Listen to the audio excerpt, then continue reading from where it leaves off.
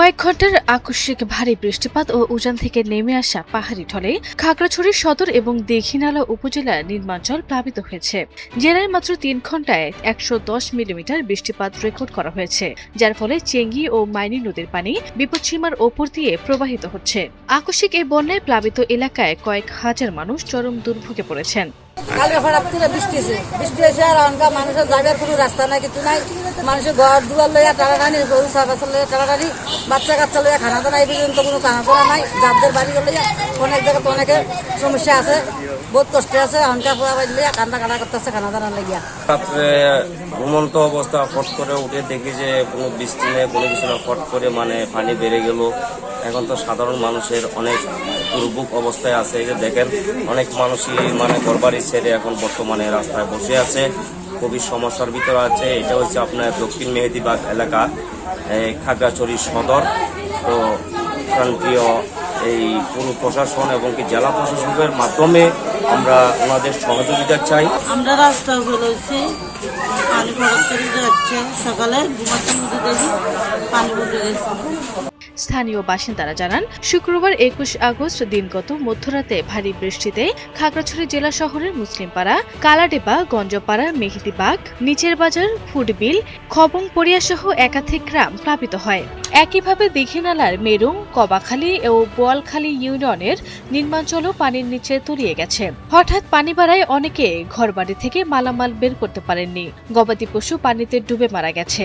বাধ্য হয়ে ভুক্তভোগীরা উঁচু সড়ক ও দোকানে আশ্রয় নিয়েছেন। জলোচ্ছ্বাসে আটকে পড়াদের উদ্ধারে সকাল থেকেই কাজ করছেন রেড ক্রিসেন্টের স্বেচ্ছাসেবীরা। হঠাৎ বৃষ্টিতে যে খাগড়াছড়িতে কি পরিমাণ পানি, এরকম কিন্তু সচরাচর খাগড়াছড়িতে এরকম পরিস্থিতি হয় না গত অনেক বছরে। অল্প বৃষ্টিতে যে খাগড়াছড়ি সব তলিয়ে গেছে, মানুষ খুবই ক্ষতির মধ্যে আছে। ২ ঘন্টার বৃষ্টিতে এই অবস্থা, আসলে এরকম যে হইব যে এটা কেউ কল্পনা করে না। এখন অনেক বসত বাড়ি সবকিছু অনেক পানির তলে, আমরা অনেক কষ্টতে আছি। এখন আসলে কিছু করার নাই, প্রাকৃতির উপরে তো কারোর হাত নাই। এটা তো আমরা আসলে এরকম কোনো কল্পনাই করি না যে এভাবে পানি হবে। এটা হঠাৎ করে পানিটা বেড়ে গেছে, আমরা অনেক কষ্টতে আছি। কালকে রাতে 10টা সাড়ে 10টার দিকে এই শীতপিটাইলে বৃষ্টি আরম্ভ হয়েছে, আবার রাতে 2টা 2:30টার সময় বৃষ্টি কমেছে। এখন ঘুমোতে উঠে দেখি এই অবস্থা, এখন পানি বাড়তে এখন বাড়ি ঘর তোলে ফেলাইতেছে। এদিকে প্রবল বৃষ্টিপাতে খাগড়াছড়ির দীঘিনালা সড়কের বিভিন্ন স্থানে পাহাড় ধসে পড়ে যান চলাচল কয়েক ঘন্টা বন্ধ ছিল। পরবর্তী সময়ে সড়ক বিভাগ ও স্থানীয়রা মাটি সরিয়ে যানবাহন চলাচল পুনরায় চালু করে। সড়কে পানি জমে থাকায় এবং ঢাকা থেকে সাজেকগামী পর্যটকরা দুপুর পর্যন্ত দীঘিনালার মাইনি ব্রিজ এলাকায় আটকে ছিলেন। 2টার পর থেকে যে বৃষ্টি হয়েছে, এই বৃষ্টিতে এবং পাহাড়ি ঢলে উপর উজানের পানিতে হঠাৎ আমরা সকালে এসে দেখি যে পানি বেড়ে গেছে। এখন এখানে যারা বসতি আছে সবাই এখানে আশ্রয় নিচ্ছে। এদের খাওয়া দাওয়া বা থাকার মতো ঘরে তো কিছু আনতেই পারেনি, বাচ্চা কাচ্চা এখানে উঠছে।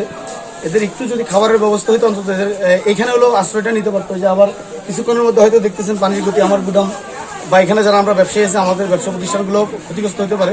কিন্তু এখানে যারা আশ্রয় নিচ্ছে তাদের জন্য যদি অন্তত একটু শুকনো খাবার বা ইয়ের ব্যবস্থা করা, অন্তত খেয়ে ওরা এখানে আশ্রয় নিতে পারতো। আমাদের এলাকাটা খুব পানি ভয়ঙ্কর, ঘুমেতে উঠছে দেখেন না, পানির জন্য তো আমরা বাঁচতে পারি না। বৃষ্টি পানিতে বন্যা হয়েছে, গরু ছাগল মানুষের গরু ছাগল সবগুলো নিয়ে কিন্তু কষ্ট। হঠাৎ করে রাত্রে ঘুমাই, ঝড় বৃষ্টি হালকা পাতলা হয়, হঠাৎ করে ঘুমে রেখে আপনার এরকম বন্যা হয়ে গেছে। অষ্টআশি বন্যা যেরকম হয় এরকম হঠাৎ করে হয়ে গেছে। অনেক মানুষের মেশিন আপনার ঘর বাড়ি বেছে নিচ্ছে। পরিস্থিতি পর্যবেক্ষণে আজ শনিবার 22 আগস্ট সকাল 10:30টার দিকে প্লাবিত এলাকাগুলো পরিদর্শন করেন খাগড়াছড়ি জেলা প্রশাসক মোহাম্মদ আনোয়ার সাদাত ও পৌর প্রশাসক রুমনা আক্তার। মধ্যরাত থেকে হঠাৎ করেই অতিবৃষ্টি শুরু হয়। অতিবৃষ্টির কারণে আপনারা জানেন যে যেহেতু খাগড়াছড়ি পাহাড়ি এলাকা, পাহাড় থেকে কিছু বর্ষণে অনেক পানি চলে আসে। এই কারণে আমাদের খাগড়াছড়ি শহর পৌরসভার কয়েকটি ওয়ার্ডের মধ্যে চেঙ্গি নদী উপচে পড়া পানির কারণে জলাবদ্ধতা তৈরি হয়েছে।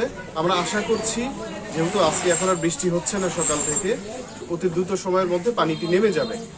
পানি নামার আগে যে সমস্ত জায়গায় পানিবন্দী অনেক পরিবার রয়েছে যারা এখন আশ্রয় নিচ্ছে, তাদেরকে আমরা বিভিন্ন স্কুল এবং আশ্রয় কেন্দ্রে আমরা আশ্রয় দিয়েছি এবং তাদের জন্য প্রয়োজনে যত রকম সহযোগিতা প্রয়োজন, খাবার বা অন্যান্য যে কোনো সহযোগিতা, সরকার সবসময় পাশে আছে।